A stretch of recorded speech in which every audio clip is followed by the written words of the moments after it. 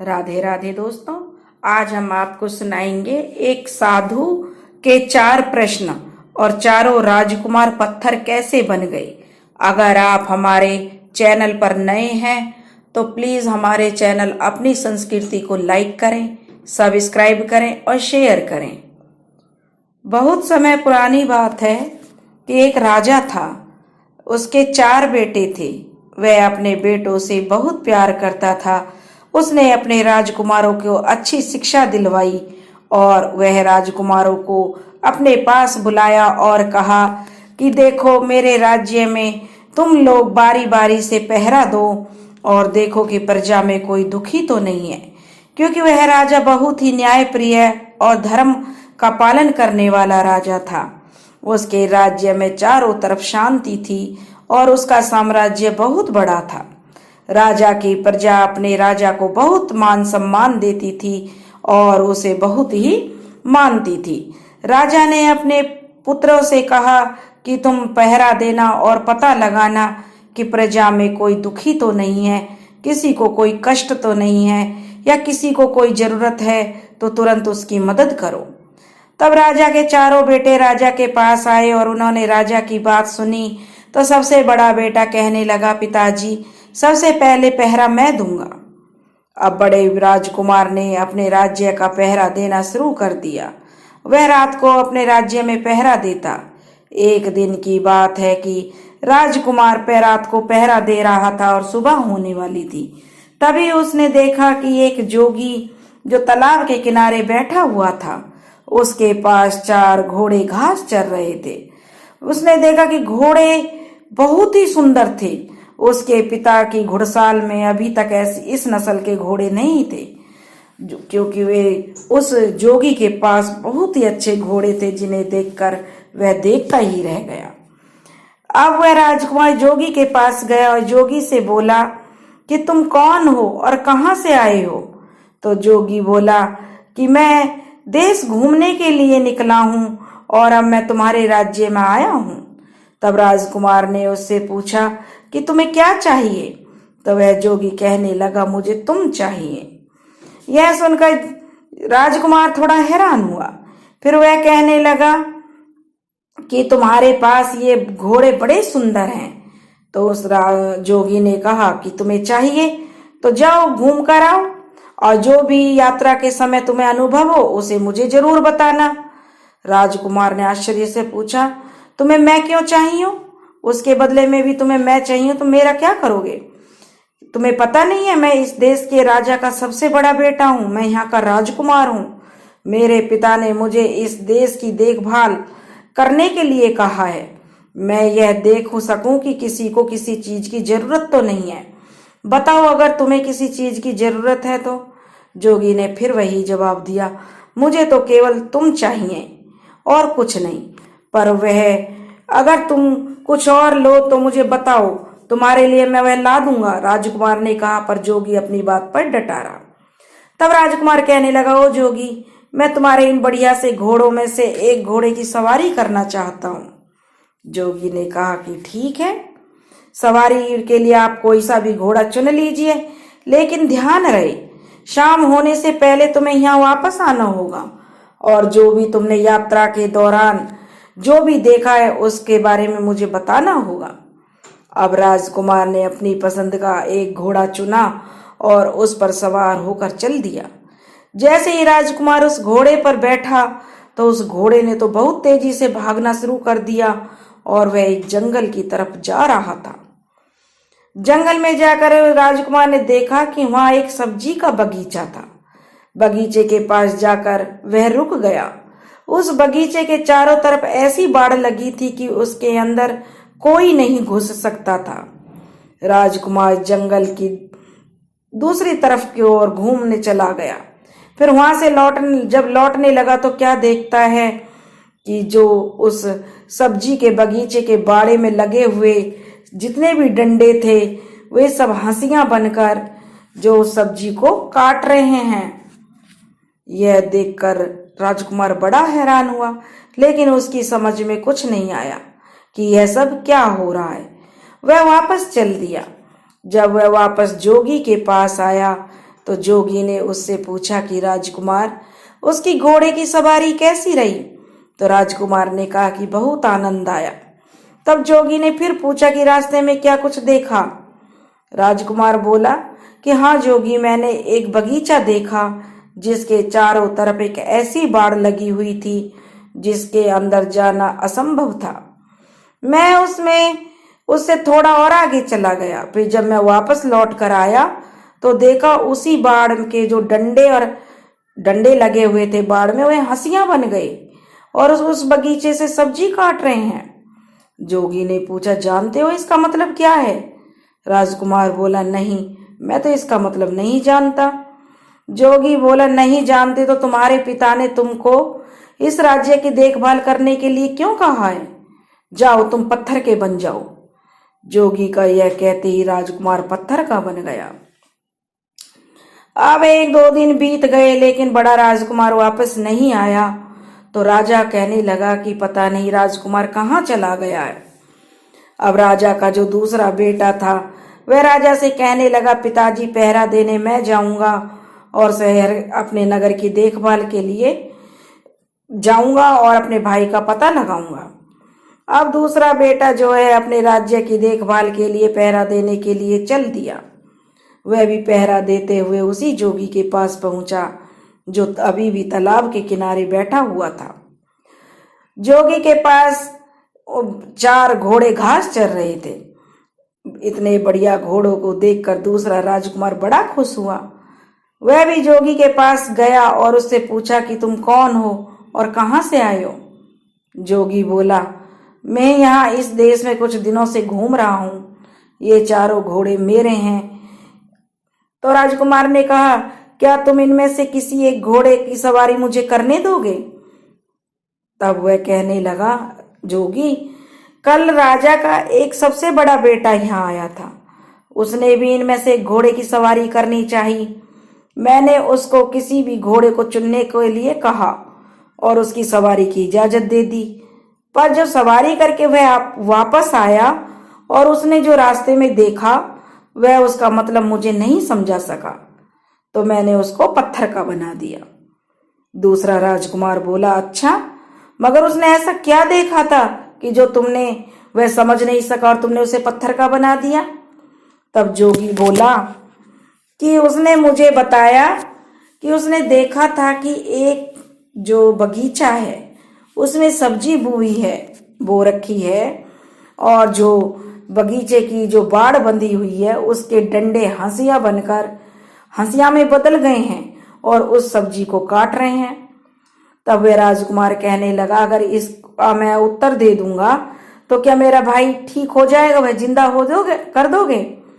तब वह जोगी बोला, बिल्कुल। राजकुमार बोला, जोगी, तुमने तो ये बहुत ही मुश्किल सवाल पूछा है।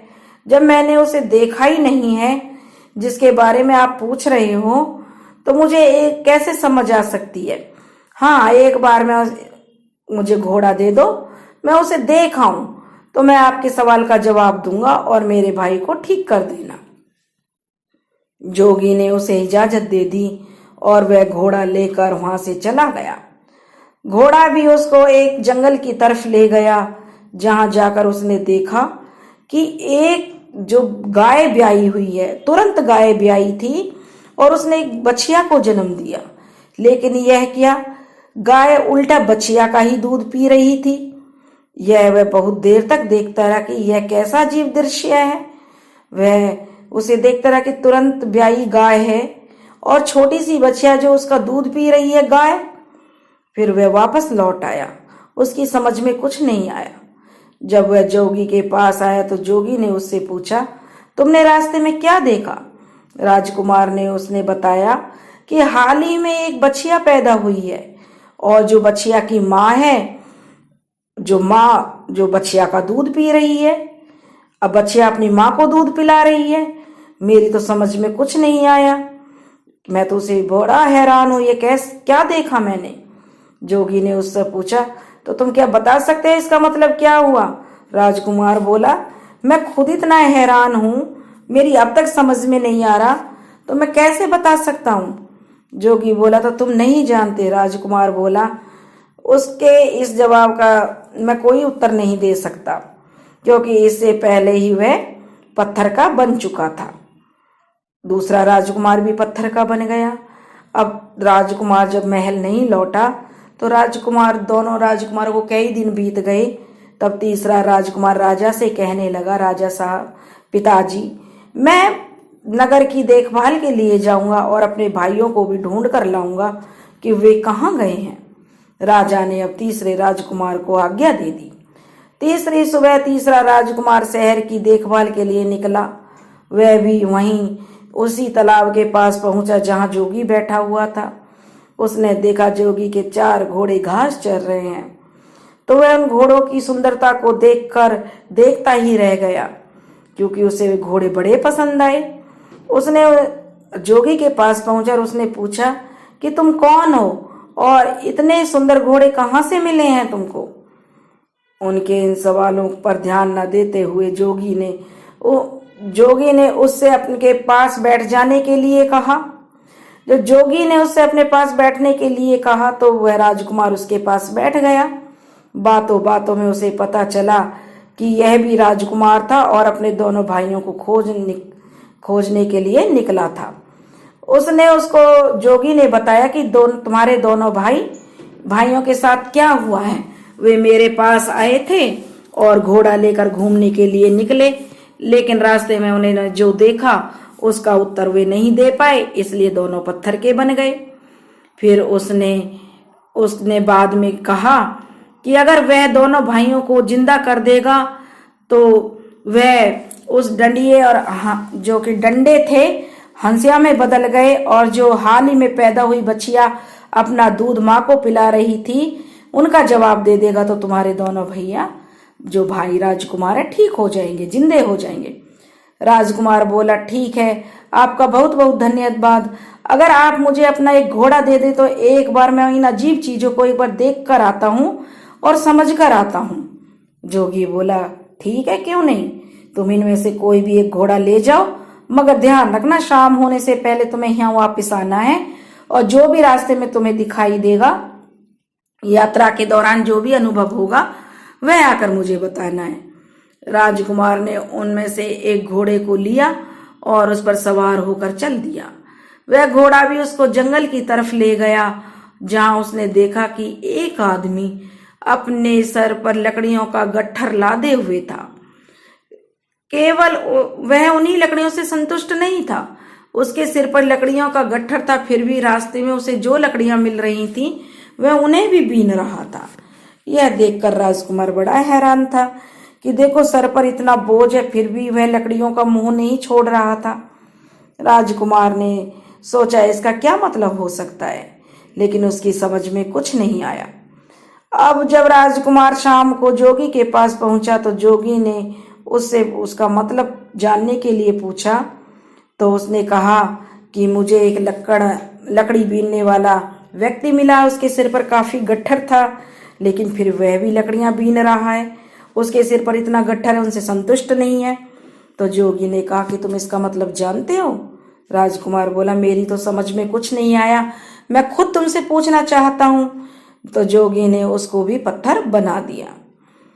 अगली सुबह राजा का चौथा बेटा, जब 3 भाई वापस नहीं आए तो चौथा और आखिरी जो बेटा था उसने राजा से आज्ञा मांगी कि वह मुझे नगर की जो पहरेदारी का करने का आज्ञा दे और अपने तीनों भाइयों के ढूंढने के लिए भी आज्ञा दे।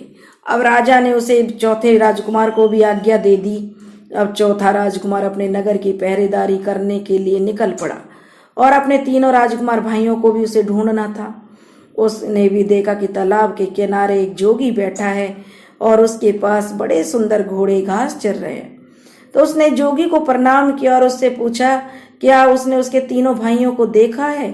जोगी कहने लगा, हाँ देखा है। कहकर उसने एक तरफ इशारा करते हुए उससे कहा कि देखो, तुम्हारे तीनों भाई ये खड़े, मैंने इनको पत्थर का बना दिया है, क्योंकि इनके पास जंगल में जो कुछ इन्होंने देखा था उसको ये मुझे समझा नहीं सके, पर मैं इनको जिंदा कर सकता हूँ। जोगी ने कहा, अगर तुम इनको जिंदा कर सकते हो तो इनको जिंदा कर दीजिए। तब वह जोगी कहने लगा, ऐसे थोड़े ही ना जिंदा कर दूंगा, अगर तुम मुझे उन सब का मतलब समझा दो जिसका मतलब तुम्हारे भाई नहीं समझा सके, तो मैं तीनों राजकुमारों को जिंदा कर दूंगा। उसके बाद उसने राजकुमार, जो तीनों राजकुमार थे उनके द्वारा, क्योंकि पहला राजकुमार गया तो उसने जंगल में जो है सब्जी का बगीचा देखा, और उसकी बाड़ में लगे हुए जो डंडे थे वे हंसियां बनकर सब्जी काट रहे थे। दूसरा जो राजकुमार गया तो उसने जो हाल ब्याई बछिया अपनी माँ को दूध पिला रही थी। तीसरा राजकुमार जो जंगल में गया तो उसने देखा कि एक व्यक्ति लकड़ियों का गट्ठर सिर पर लादे हुए है, फिर भी वह लकड़ियां बीन रहा था। तो इनका मतलब आप मुझे समझा दो और मैं तुम्हें, जो तुम्हारे तीनों भाइयों को जिंदा कर दूंगा। तब राजकुमार ने कहा कि जब तक मैं उस जंगल में जाकर उनको देख ना लूं तो मुझे कैसे समझ आएगी कि वहां क्या हुआ था। तुम मुझे इजाजत दो और मुझे अपना एक घोड़ा दो, ताकि मैं जंगल में जाकर उन्हें देख कर आऊं और फिर तुम्हारे सवाल का जवाब दूं। अब चौथा राजकुमार भी अपनी पसंद का एक घोड़ा लेकर चल दिया। जब वह जंगल में पहुंचा तो वहां उसने देखा कि एक तालाब देखा जिसमें पानी बहकर जो पानी निकल रहा था वह छोटे छोटे 6 तालाबों को भर रहा था। अब जो बड़ा तालाब था वह खाली था, क्योंकि उसका सारा पानी उन छोटे छोटे तालाबों से में भरने लग चुका था और वह खाली हो गया था।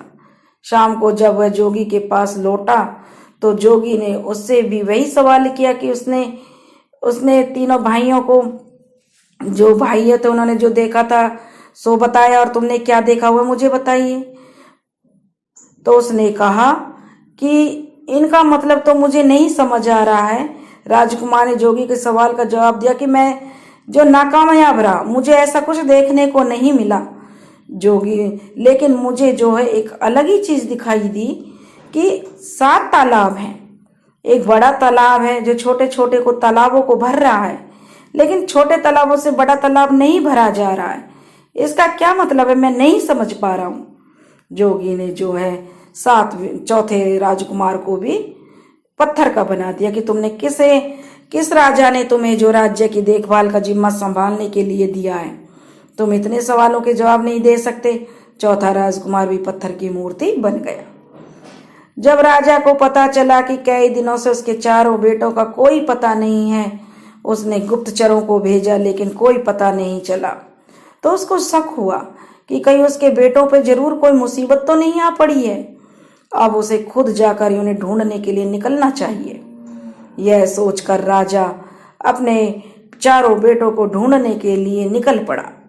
ढूंढते ढूंढते राजा भी उस जोगी के पास आया जो अभी भी तालाब के किनारे बैठा था और उसके चारों घोड़े घास चर रहे थे। उसने भी जोगी से पूछा, राजा ने भी, कि जोगी जी क्या आपने मेरे चारों बेटों को देखा है? जोगी ने एक तरफ खड़े 4 पत्थरों के खंभों की ओर इशारा कर दिया जो 4 पत्थरों के पुतले बने हुए थे। राजा ने कहा कि ये 4 पत्थर के पुतले हैं, मेरा बेटा तो इनमें नहीं है। तब उसने जोगी ने बताया कि ये चारों पुतले तुम्हारे बेटे हैं। उसके मुंह से निकला कि कहीं आपका यह मतलब है कि वे पत्थर बन गए हैं? जोगी बोला, हाँ, ये वही हैं, मैंने इनको पत्थरों में बदल दिया है, क्योंकि ये मुझे जंगल में देखे हुए जो इन्हें दृश्य देखे थे उनका मतलब नहीं समझा सके। यह सुनकर राजा को बड़ा क्रोध आया कि तुमने मेरे चारों राजकुमारों को पत्थर में बदल दिया, इनको कैसे जिंदा कर सकते हो? तब जोगी ने कहा कि मैं इनको जिंदा कर सकता हूं, अगर तुम इनका जो इन्होंने देखा है उसका मतलब मुझे समझा दो तो तुम्हारे चारों बेटे जो है ठीक हो जाएंगे, और तुम चाहो तो मेरा एक घोड़ा लेकर जंगल में जा सकते हो और उन घटनाओं को देख कर आ सकते हो। तब राजा बोला, क्योंकि राजा तो बहुत समझदार था और बहुत ही विवेकशील भी था और बहुत ही न्यायकारी था और बहुत ही समझदार था, वह समझ गया। वह बोला, नहीं नहीं जोगी जी, इसकी कोई जरूरत नहीं है। अगर आप मुझे बता सकें कि उन्होंने क्या देखा तो जिसको वे नहीं समझ पा रहे थे राजकुमार, मैं आपको शायद उनको समझाने की कोशिश कर सकता हूं। तब जोगी ने कहा, राजन, तुम्हारे सबसे बड़े बेटे ने जंगल में एक सब्जी का बगीचा देखा जिसके चारों तरफ एक ऐसी बाड़ लगी थी जिसको पार करना असंभव था, यानी उसके अंदर जाना नामुमकिन था। पर जब वह वहां से लौटा तो उसने देखा कि उस बाड़ के डंडे हंसिए बनकर उस बगीचे की सब्जी काट रहे हैं। इसका क्या मतलब है? राजा ने कुछ देर सोचा और बोला।